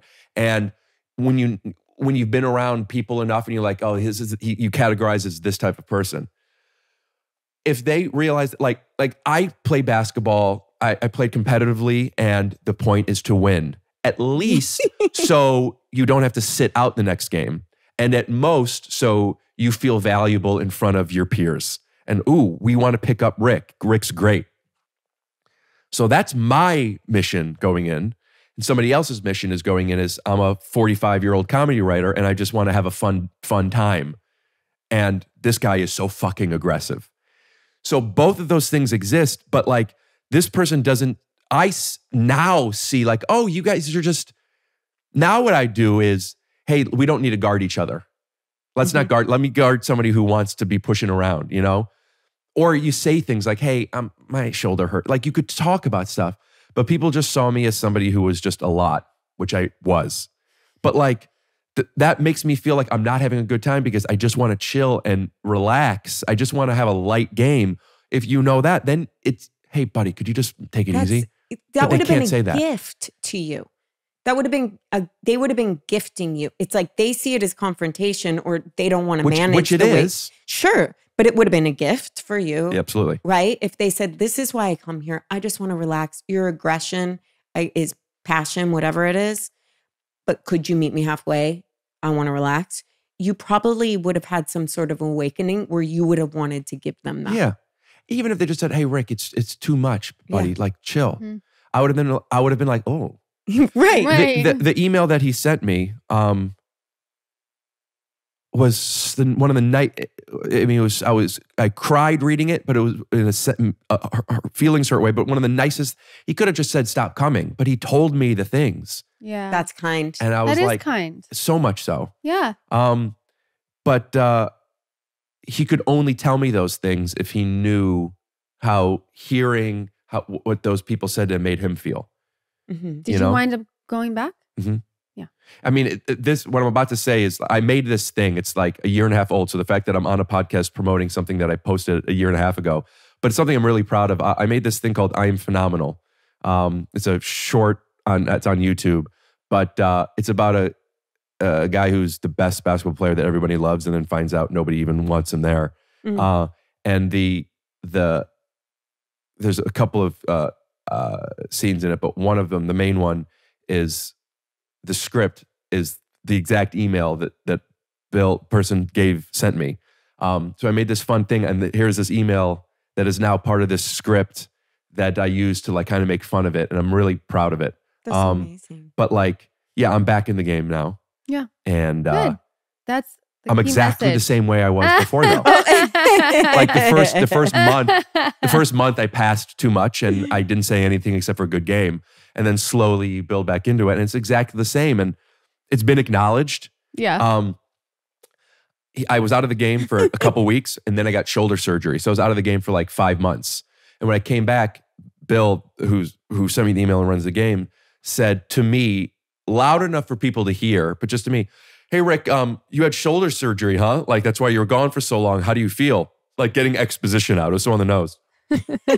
And I said, I'm all right, but I was also gone because a couple of guys in here didn't want me here. Like, I felt like I needed to stand up for myself. Yeah. And once that kind of got called out and I found out who the people were, they knew that I knew and I knew that they knew. And then everything was easy. You just talked about it. Yeah, it was easy. That's amazing. Yeah, so I find that if you need to tell somebody something, tell them, but where I struggle is there's so many things I need to say. So I'm trying to like take a break. Do I need her to have socks on? Right. And I don't. You came to that conclusion. Yeah. Amazing. I can get them. Truly, I don't. Okay. Doesn't bother me at all. No, it's just okay with it. If it was on my rug and then I'm walking around barefoot, I'd be thinking about your sweat. I would want you to tell me that. See, if it was me, I would want to make someone feel comfortable and be like, if this is going to make you feel uncomfortable, I'd want to know that. Not everybody could receive things like that, though. Right. I'm telling you from it's experience. True. I believe that. I could say that to you, and then you will now be like, I don't like the way Rick tells me how I make you feel. Yeah. I've experienced that. It's like, do you tell somebody that you've just met that you're only talking to for a second if they have something in their nose? And I would. I do that. Like a booger, something in your teeth. That's something. You get boogers in your teeth? It's good merch. It's good merch. I've talked about this stuff before in different ways at different times, but I'm feeling so vulnerable in a way that I don't love right now. I know. I can feel that. Yeah. We're sorry and you're welcome. We're sorry. And I'm putting it on you. You can. We'll take it. That's what we do. I don't do many other people's podcasts unless I know them. I think that's something I'm inexperienced with. Right. So you're just vulnerable because you're opening up and you don't know us. Yeah. Do you think the comedy space lends itself to being that vulnerable? Because I'm sure. Yes. Oh, good. Yeah. A lot on my podcast, or a lot bits city, and then sometimes it's just like everyone's crying. Right. Yeah. So I've experienced that before, but I think there's something about like, I'm not editing this. You know, like, right. This is all going to be You're relinquishing control. On the nose. Yeah. I don't like it. Yep. I don't like relinquishing control when I'm vulnerable. Mm-hmm. That makes sense. I think a lot of people can relate. Yeah, I think that's the whole thing. But just know that if you reflect on anything and you don't want it in there, you can tell us. And you're safe. Thank you. Absolutely. Like we're not. We won't take it out, but you can tell us. No, we won't make it a clip, but it'll still be a thing. Well, I would love if you would reread Miranda's script. Yeah. I said that as a joke. I mean, I meant right now. We're all reading it right now out loud. But also, the way you said like that is like. No, I would. I fully support it. But isn't that a fun coincidence? That's crazy coincidence. But now that you're saying it, I feel like I remember my dad telling me about you and about your podcast and wanting me to go on your podcast. Would love to have you guys if you're interested, but wear socks. And we have to be on the balcony still, or are we? No, we're indoors now. Okay, got it. Okay, lastly, we're gonna leave you maybe 2 questions. We'll each ask our favorite. Okay. Every time you walk into a room, go ahead. Only one song. Okay, the one song that plays every time you walk into a room. What would it be? Lose Yourself, Eminem, and it already is. I oftentimes play it. Love it. Yours? That's what's your ideal sandwich? If you were gonna make like the perfect sandwich. I feel it's a little personal. That's the most vulnerable. That's where you draw the line. I can't answer that. I don't know. It doesn't exist, but I can give you some details. Sandwiches? I love sandwiches, but like that's like asking what my favorite movie is. Like, what am I in the mood for? Do I want something new? Do I want to be scared? Do I want something that's going to make me laugh? If you had to have one now, today, right now. You know, have you ever been to Howlin' Ray's? There's one in Pasadena. Also, you could believe that if I'm not supposed to say it. Yeah. Do you eat chicken? Of course. Howlin' Ray's is that. Really? In fact. Really? I don't think I'll have time for it. I have some place to be too soon, but being in this area, had I planned this, I would have done it. Yeah. Oh. Like a fried chicken sandwich? It's a Nashville hot chicken. Oh, I love that shit. We should order that. I want it right now. They deliver. Too. Yeah, if I could have done this again, I would have had it delivered. You would have had it and you would have thought ahead and it would have been amazing. Oh my gosh, it's unbelievable. We're going to start with that question from now on just in case there's a sandwich that could be coming. If there's anything that you'd want to eat you can come back and we can order them. I tend to, my brother has a restaurant not too far away called the Greyhound. Shout out to the Greyhound. And I eat there and then I still have, when I'm going home, I'll either pick up or I'll have it delivered. So I have it for the next day. Amazing. Actually, I have an easy answer for your question. Yeah. That's Howlin' Ray's. So good. I'm going to try it. Yeah, I'm going to try it. I had a fried chicken sandwich for the first time in a long time. And it was Is that like a blowhorn? Good. Is Casper like doing a blowhorn? No, Stop I think it's someone calling at the gate. Oh, it sounded like a chauffeur. Do you know what shofar? Do you know what those are? The Jews with the horn they blow into? Oh, yeah. That's exactly what it sounded like. Yeah. That's what I meant. Is he like doing some like Jewish shit? Jewish shit. Okay, yeah. He is trying to alert us because okay. Another guest. Well, this was amazing. Oh, great. He's like, thank fucking God. He's like, when you said that, I was worried it was later than I thought it was. No. We knew you're out, but we. Thank you for having me and for accepting me. Opening up. We really appreciate you being so vulnerable with us. Yeah. We really do. Yeah, it's safe. This was fun. Yeah. Yeah. It's safe here. Do know that if you think about anything. Yeah. Always. It's not that I feel like I said something I shouldn't have as much as just the feeling I have from saying the things. Yeah. That makes sense. Got it. All right. Nice to meet you guys. Nice to meet you.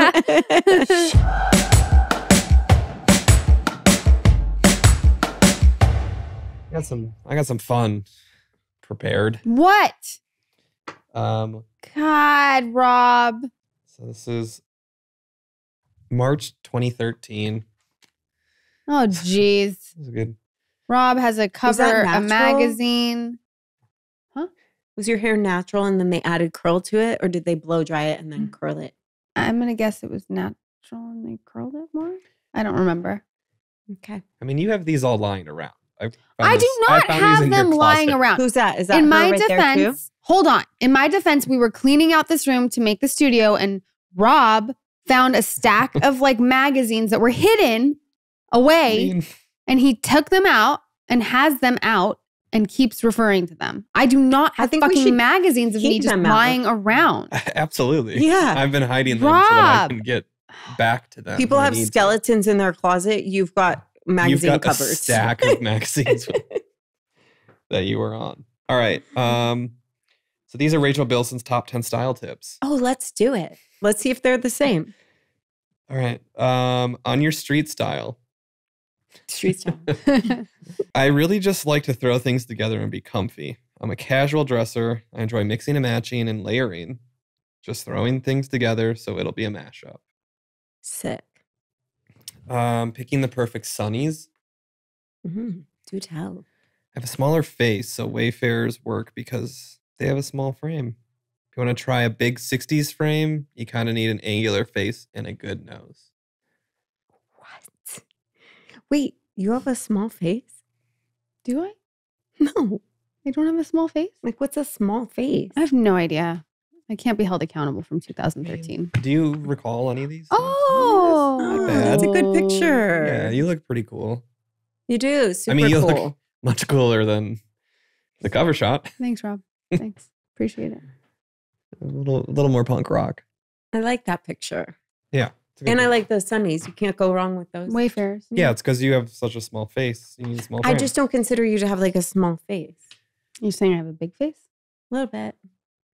That's a positive thing. It is? This is Rachel and refusing to dress for men. Oh, God. I know men hate harem pants, but I don't give a shit. That's not what she said. No, that is. Is that what she said? Exactly. Shut up. Yeah. Well, you've been at this for a while. All right, your best kept fashion secret. I know nude shoes really help my child-sized legs. You really, it helps in that area. Rob's just trying to get me canceled. You learn little things like that. For little feet like that. In that area. Her BFF Kristen Bell rates Rachel's design skills. Really? What? I really like Shoe Mint because these shoes are designed by two of my best girlfriends, Rachel Bilson and Nicole Chavez. It's as if Rachel was inside my brain designing. I'm a big fan. Did you design shoes? She did. Nicole and I did, yeah. What happened with that? Yeah, how's that going? I don't know. I remember mine. The Yeah, Olivias. the Olivias. They were really, remember when those thick Platform platform soles were a thing? I'm feeling a little blue. All right. Well, then let's I pivot. get it. Let's pivot. I I've got am too. I've got another one. This is 17 magazine. Is this naturally how your hair looks, or do they do this? Great For you. question. Was your hair natural like that and they added curl, or did they blow dry it and put the curl? And was These this are the same? curly-haired questions. Was this though. the same photo shoot as the other one? No. Oh, this was March 2008, so this is actually 5 years earlier. Seems like you were really embracing the curl a lot more back then. it was not in my control. I mean, you look a lot like Briar in this. Let me see. My Oh little my baby. God, totally. And Kaya. All right, Rachel's obsessions. I want to see if you know.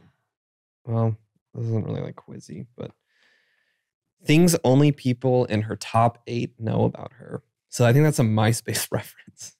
Oh, yeah. Top 8. She was never on MySpace. Well, That's just there. it's an article. Lip balm's on here. Yeah. I'm obsessed with lip smackers. She's a grandma in her inside. Baked goods. Yep. I bake. It sounds so old, like grandma-ish, but it's so fun for me to do. I Told love you. to do it. Fashion. I just snotted. I like looking at fashion books about Lanvin and Chanel. Oh. I also love 17 because the fashion spreads are so cute. Pin straight hair is one of your obsessions. In high school, my mom used to iron my hair with a clothing iron. That's true. I wanted it straight. Mm-hmm. There's a photo of you and your dog. Thurman, He's my little guy. Just a little mutt. he was my little asshole. She gave him away to her mom, guys. Is there another animal you were obsessed with at this point? Pigs. Yeah. Pigs. I want one. They're my favorite animals. Says I don't eat them because I love them. I didn't, and then I got attacked by my own pig, and I went back to bacon. Oh, you owned a ate pig? It. Yeah, Yeah, she I ate had the two, pig. Buddy and Petunia. I did not eat my pig. She fried it and she ate it. I did not eat my pig. What? When did you have... She hated me. My pig hated me. You got like big pigs or little teacups? They were supposed to be super tiny, little, petite pot bellies, whatever. Pocket pot bellies, whatever they're called. They weren't enormous, but they were not as small as they were supposed to be. But my pig hated me, attacked me on multiple occasions. You kind of have a tendency to get pets and then get rid of them. Not entirely true. What about Gertie? Little Gert. Coyotes. My mom pulled into my driveway yesterday and there was a coyote just right there in my driveway. I hate them. They're just always in my yard and my dog is 8 fucking pounds. This is not... And your pigs? And my pigs are 6 feet under. Actually, in my belly. My pigs. No, I loved Buddy. I loved the brother, but Petunia was a real asshole. Is that it? She attacked me. So did they have to stay together? Yeah, they stayed together. Yeah. We had them for a very long time. Eyeliner. I love eyeliner. Purples, blues, greens, blacks, and browns. You love purple. All right, well, that was a fun trip down memory lane. This is great, Rob. I'm really happy you keep these magazines around. Guys. So what about you, Rachel? Anything going on in your life? Well, I've taken up tennis, Rob. I enjoyed that very much. It's a good workout. Yeah. I really love our instructor. We have so much fun with him. He's like this young kid, and it's really fun. Do you notice a difference in your stamina? Now that you mention it, no, I don't feel tired all the time like I used to. Oh, wow. Yeah, thinking about it, I'm like, oh, I'm always tired. Like I fall asleep. Staying awake past 9 is a challenge. It's hard. It's hard. I have something for you guys. Ooh, I do too after you. Okay. I'm like infamously, no, not even people know this, but I have not seen many, many movies. Okay. Classics, whatever. Oh, yeah. Yeah, it's pretty infamous. I feel like most people, what they know about you is that you haven't Infamous. seen. No, It's but pretty like infamous. there's like movies that I missed that are if- like really big movies that everybody's seen. And I watched Good Will Hunting for the first time. Wow.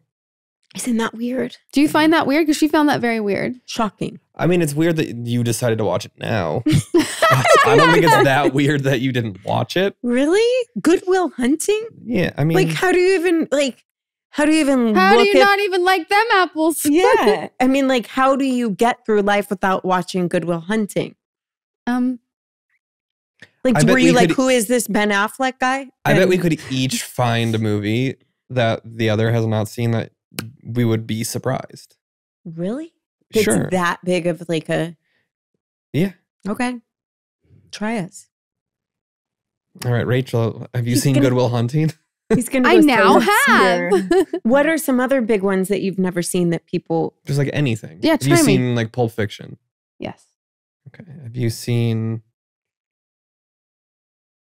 The Titanic? Yeah. I But mean, Good Will Hunting's like one of those kind yeah, of... like one of those, like everyone's. Have you seen saw Kill it. Bill? No, Oh, interesting. I don't think Have so. you seen Shawshank Redemption? I actually have seen that. Have you seen I've never seen The Color like, Purple. like Saving Private Ryan or like, What? yeah, no. I've I've never seen The Color Purple. What? No. What about the one with the Aerosmith song? Armageddon? Yeah, have you seen Armageddon? I couldn't tell you. Maybe. Men in Black? Yes. The Matrix? No. I've never seen The Shazam. Matrix. Rachel? No. Or Kazam, Neither. the Shaq movie. Neither. The Royal Tenenbaums. No. What? You dressed up as them for Halloween. I've never seen it. Huh. It's possible I've seen all of these. Well, then this game is terrible because But she didn't No, but like there's ones like for sure, like really famous ones I know I haven't. seen. Home Alone. Yeah. Well, you can't act like that. Forrest Gump? I will say I tend to watch things more if I'm like with someone because they want and they'll put it on and I will watch it and I will enjoy it, but it's not something I just go and do for myself. No Country for Old Men. Yes. No. Again, you acted that out. Yeah, I've never seen it. Maybe I have. I will be doing this all day long with And her. she'll When just we text stop, me. I'll just be like, No, but like really big ones that are like, I know you've seen Mrs. Doubtfire. here's a run by fruiting. Yeah. Romeo and Juliet. Which Baz one? Luhrmann. That was high school. Moulin Rouge, you've seen. Yeah. I saw it with you. Antichrist. No. The Lars von Trier movie. No. We saw Moulin Rouge together? Like at a theater? We saw Moulin Rouge at a theater together, and we were crying so much that we started laughing. Our cries, it was me, you, and Leah, and our crying at the end was so intense that it was embarrassing that we started laughing and we had to walk out of the theater because we were hysterically laughing at the most inappropriate part of the movie. Not a single inkling of a recollection of that happening. What's the one, The Departed? Nope. This is fascinating. Do you like movies? I do. She wanted to be in them. I know, but there's a difference between making them and watching them. Okay, you both have to recommend one super famous classic movie that you think I absolutely have to watch, and I will try to do so over the weekend. Ooh. Not obscure, weird, Rob. I'm talking about what we've been talking about. Well, yeah, watch The Royal Tenenbaums. Okay. You're going to watch 4 movies this weekend? I think I've seen The Royal Tenenbaums. I have. I'm going to start at the back and then I'm going to work my way up. Let's go with mermaids. Is it depressing? No, That was convincing. just watch mermaids. El Sounds like a Topo. task. I think you should watch El Topo. That is not. I mean, terms of endearment, but That's a real. it's a motherfucker. I mean, El Topo is a classic. Do you know what that is? Nope. I probably won't be watching. that, Alejandro Rob. Jodorowsky. It's only 3.5 hours long. Rob! Rocky Horror Picture Show? I've never seen it. Okay. A little asterisk at the bottom. There's a chance That you have seen. I've all seen these. a lot of these. That's what I'm saying. This game is pointless. No, but But certain things would stick yeah, out like because, Mermaid. I know that I haven't like watched some Yeah. of those. and your memory from far back, like then, is Big better. Business. Love that movie. Risky Business? No, Never saw it. I don't think I've ever seen it. Did your parents not have you watch movies? Like, it There's- wasn't, let me like, tell you not a something. thing? No, there was definitely movies going on, but this is what it was, okay? First of all, my brother, The Untouchables would be on, Godfather would be on, that kind of stuff, right? So I'm watching this shit very young. If I put on the TV when I was a kid, it was like Disney or musicals or like Newsies or Dirty Dancing or, you know, that kind of stuff. Crybaby, Mhm. you know. But it wasn't And like, then- there wasn't like a flow going I'm in trying and to out. think of like, Or like when you got older. my dad, I hated watching movies with my dad because he would make us sit and watch all of the credits until it finished to see if he knew anybody that worked on the movie. Yeah, see, my dad used to do that and he didn't know anyone who worked in the movies, but we'd have to stay till the end This out was of just- respect or something. This was just at the theaters. In theaters or at home. Rocky? I've 1, seen 2, 3, Rocky. 4, 5? All right, we're ending this game. I This can't. is All just gonna keep. I know. Okay. It's a I know, problem. but I You're an can't. addict. I know. I've never seen you showing that side more than right My now. dad would make me watch like How the West Was Won when I was like 9. All right. Rob wants out of this. Yeah. Okay, go. All right, Rob. I have to focus my brain. I'm a 21-year-old male, and I feel like my girlfriend is ghosting me, and I'm not sure what to do. Is that it? No. I've been dating my girlfriend since September of this year, and in those 2.5 months, we've never had a problem. Sorry. What is happening? Yeah. Okay.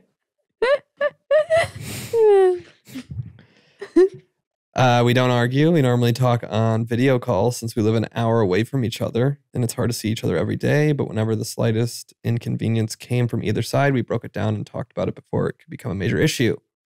Putting so much into this, and I'm starting to feel like I love her. But this past week, we haven't spoken at all, and I'm not sure if it's something I said or did to cause this, so I'm kind of scared. I'm not the type to cheat or do anything of the matter, and I even saw her just last weekend to spend time with her and her family, give her a late birthday present, but we haven't had a full conversation or anything since Tuesday. She gets sick easily and doesn't have a good immune system due to her condition, so a common cold could be like a flu. And she's told me before that when she's sick and out of it, she just can't talk. But it's been 7 days, man.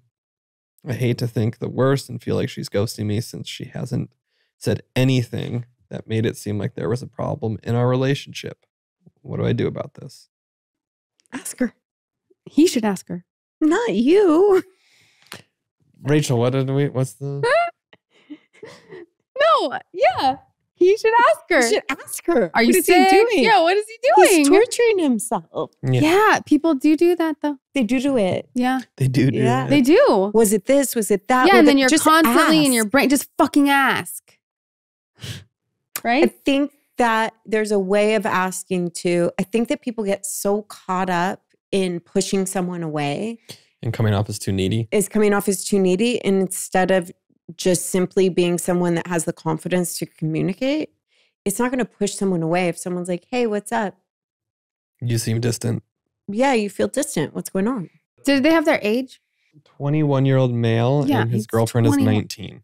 Well, hello. They're 21 Yeah, and but 19. she is ghosting him. I mean, it sounds like she could be sick. She's got like an autoimmune disease, or sounds like she could be sick. And that could be the cause. Have of it. you ever been in a relationship?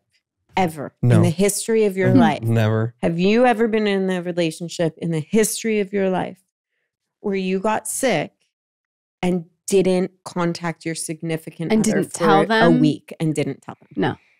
No. That's all I'm saying. They're very young, you guys. Yeah. I was 19 in a relationship. I was like, bring me soup. Right? Like, you don't just not contact someone for a week if you're sick. What if something like, what if she's in the fucking What if she's- hospital or something? What if she's dead? I mean, yeah, I think that's the question's easy. You should just talk to her. But it does bring up the question of like being too vulnerable and needy. Like, do you get turned off when someone is being too needy? Has that happened? Where like, oh, this guy needs too much. Yeah, Mhm. that's happened Mhm. for sure. It's like when they take everything personally, Ugh. you know? That face. Is it usually a single incident, or it's more just a personality type and it's little things here and there that's happening? I think it's more a personality type. And it's not. No, because if it's just like a singled out thing with someone who's not really needy, then it doesn't come across as needy. Needy has to be incessant. Yeah. That makes them needy. Yeah. But there's a difference between being needy and vulnerable. Yes. Which Right. Yes. a guy being vulnerable doesn't bother me at all. I love that. It's the neediness that is really not attractive. Yeah. But I think that so often people are afraid to be vulnerable because they think it comes off as needy, and they're two wildly different things. Right. Needy is like, I feel like one of the characteristics of being needy is someone that takes everything personally. Like they make everything about themselves. Everything you do somehow has something to do with them, and Right. they like make it about them. Where it's just like, stay in your And lane. Vulnerability, there is some accountability that it's their issue and how they're reacting to it. Yeah. And just communicating that, like, when you do this, it makes me feel like this. Yeah, that's sexy. You know, like there's vulnerability on a man is, I think, a powerful tool and on a woman. But neediness, I don't know. You're not texting me enough. I need you to. Oh, I've never dated anyone like that. Yeah. Have you? Like you're not texting me? Yeah. Oh. I'm not attracted to guys that are like I'm not that. either, but sometimes that can happen after a while. You gotta do what you gotta You sleep with enough guys, it's gonna happen. No, after time, sometimes. Yeah, right. lot Like of- if one pulls away, the other usually Yeah. becomes more needy. Yeah, I get that. The insecurities and whatnot. Mm. I know what movie I saw that was so good that you are gonna appreciate. Captain Fantastic. With Viggo Mortensen. Yes. It's a good I've movie. never seen it. Oh, it's good. And You would how like the it. tables turn. It was really good. Did you cry? Of course I cried. I always cry. Yeah. Do you cry often in movies? Yes. 100%. Does that make you reluctant to see a movie? No. That movie was really good. I was late on that one too. It's like 2000, I don't know, 10 or 16, 15, something like that. See it. Yeah, really well done. Really good movie. Kudos to whoever made it. Kudos. From Rachel. Whoever made it, good job. I saw Maestro, Oh yeah. and I had to. That's the new Bradley Cooper. Yeah, Spielberg. I was sitting in the movie theater, and it got so emotional that I literally had to sit there and look at them and be like, "They're just actors. This isn't real. This is just an actor." I had to start looking at the wall. Like I had to do anything Like I you would have could sobbed your because I heart was out. about to go sobbing. Those are tough. I was like, that's never happened to Is me it like before. a panic attack? Almost. Almost felt like a panic attack. It felt like I was going to lose control of my emotions in a place where there was other people around, and it just didn't feel like I could hear other people crying. Like everybody was crying, but I was about to turn another fucking leaf. I was about to like, a No. really good movie. Oh. Yeah. Mm-mm. What's this like Saltburn movie? I feel like you Wanna know see about that. it. Yeah. Oh, is that the one with the The guy. Kid from Banshees of Inisherin. Yes. And the Priscilla. the tall guy. Euphoria. Yeah. The Priscilla. tall guy. The guy for Priscilla. Yeah. Okay. I think we're going to see that this week. Oh, that's Cool. fun. Oh, don't let me forget. I have a gift card for Briar. Oh my God. Did Elliot get his Pokemon? I think he got him, but I haven't let him open them because he's being a little brat. So he doesn't know that I gave him He doesn't Pokemon know cards yet. yet. Okay, but you got your books I sent you guys? Yes, we did. Thank you. What's he being a brat about? I don't know. He's just having like a little moment. We had one of those with Calvin yesterday. Really? He's going to rock climbing camp this week while he's off school. That's nice. And he's been like throwing the instructor told Natalie that he's been throwing his lunch away and then What? going to the like counter and ordering things on her account of like food. I like this Swaggy. guy. Yeah. And then she had suspected that he'd been doing that at school too, because she makes him lunch every morning and then it comes back Comes home. totally empty. Yeah. And she's asked him, like, are you eating this or you're throwing this away? And I think this kind of confirmed that he was just lying and throwing his food away. Ooh, trouble. And then when she found out about him ordering food, she asked him, like the instructor told her. And then she asked him and he was like, no, I wasn't doing that. They lie. Yeah. Mhm. They do. Mhm. Yeah. So They straight up lie to your face. we had to have a long talk last night. Oh. How do you take it? I mean, Did see. he end up saying, okay, I do it? yeah, he admitted it. But it then, like, when I asked him, like, did this just happen today? Have you done it? How many things did you buy? And he just said just one thing. And then I was like, we can check, He's like, all right, well, maybe it was 2 things. Oh. So we had to talk with him about why he can't lie. But I mean, you got to give him kind of credit. You're like, Yeah, I'm not mad at him. I'm not mad, like. yeah, it wasn't, he was like, well, what's my consequence for this? And we're just like, Don't do you're it not again. going to get it. You're not getting a consequence, but we're not going to trust you for a little bit if you're going to keep lying to us. You're going to earn that back, buddy. To be a fly on the wall, watching Cal just like. Yeah. Elliot will lie to our face. I'll be like, did you brush your teeth? And he'll be like, yeah. What do you do with that? I'm like, if I go check your toothbrush right now, is it going to be wet or dry? And he's like, wet. I go check it, it'll be dry. Calling your bluff. You know? And I'm like, He's a good poker we player. just talked to him about it. There's really not much other than talking to him. We're not big like, you lied to me, you are dead to me. You know, Yeah. Briar doesn't lie. She's got you fucking fooled. Yeah.